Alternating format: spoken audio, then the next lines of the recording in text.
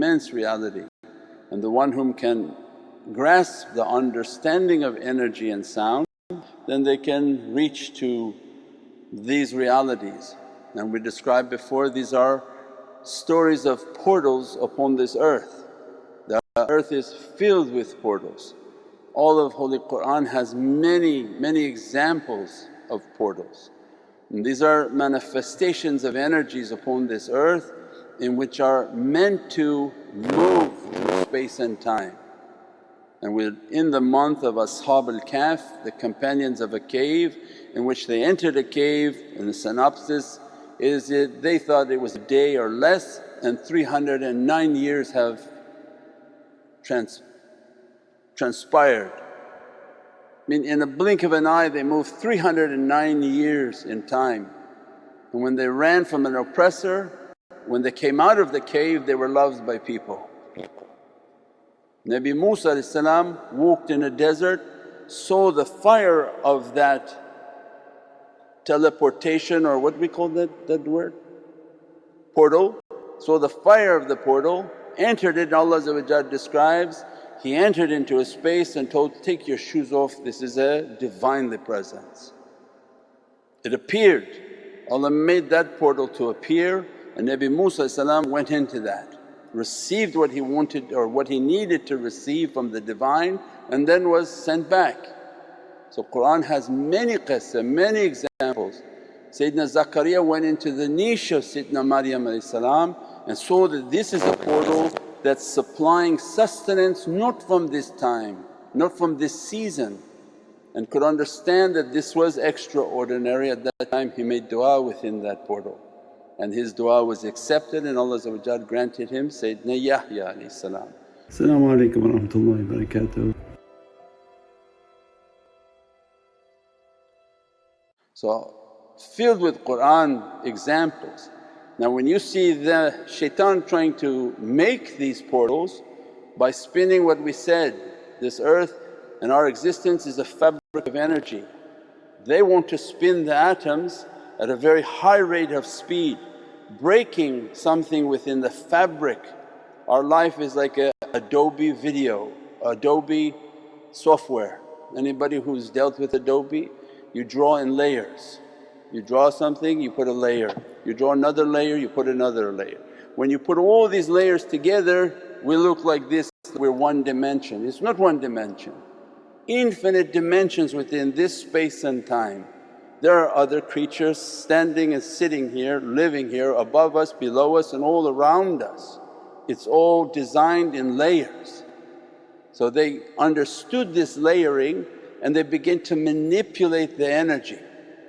And when you manipulate the energy, and now NASA is putting out videos on portals, that they manipulate the energy to tear the fabric of this reality and move through it or summon something from it. Considering they're not benevolent people, they're most likely calling shaitans through it, that summoning. And all of that industry was based on this practice. When they wanted to make rockets, they went out into the desert and summons. And when they summons these ifrit that taught them how to make those rockets. And their whole science is based on that understanding. So their portals are designed for bringing very negative energies into this dimension. And Allah has that in Qur'an, that there are portals, and the strongest and most powerful of these portals are 124,000 awliyaullah upon this earth, that their souls and the reality of their presence vibrate at a power of the soul. And as a result of their presence and being in the presence of their soul, the vibration in which they're emanating is creating a Divinely door. They don't have to tear anything, they don't have to make any device. It's by virtue of their soul and the presence and companionship of the soul. As a result of making and learning how to make the madad and to accompany that reality, that energy comes to be present. The energy of the soul and the power of the soul is not something that can be comprehended, but because shaitan doesn't have that, he has to use power from the ifrit. So when Sayyidina Sulaiman was asking salam, who can bring me the throne of Shiba? The ifrit said, who were forced under command of Sayyidina Sulaiman salam, we'll bring it, it takes time. But the one whom had Ahlul Kitab, the knowledge of the book, said, by the time you blink, you thought about it, he reproduced the entire throne of Shiva in his presence. Means the knowledge of the book was far more powerful than the energy of the ifrit. So shaitan uses the reality of the ifrit, and Ar-Rahman uses knowledge of the kitab.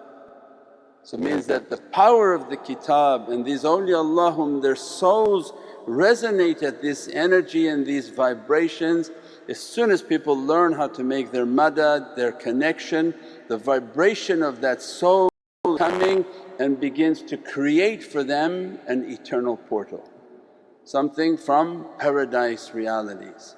And as soon as they madad and make their connection, their soul is making a soul to soul connection and entering into a timeless reality. And that's why we described last night, Prophet described the one whom can make tafakkur versus the one who doesn't make tafakkur is like 70 years of worshipness. The one who enters into his tafakkur, his 1 hour of contemplation is like 70 years of worshipness.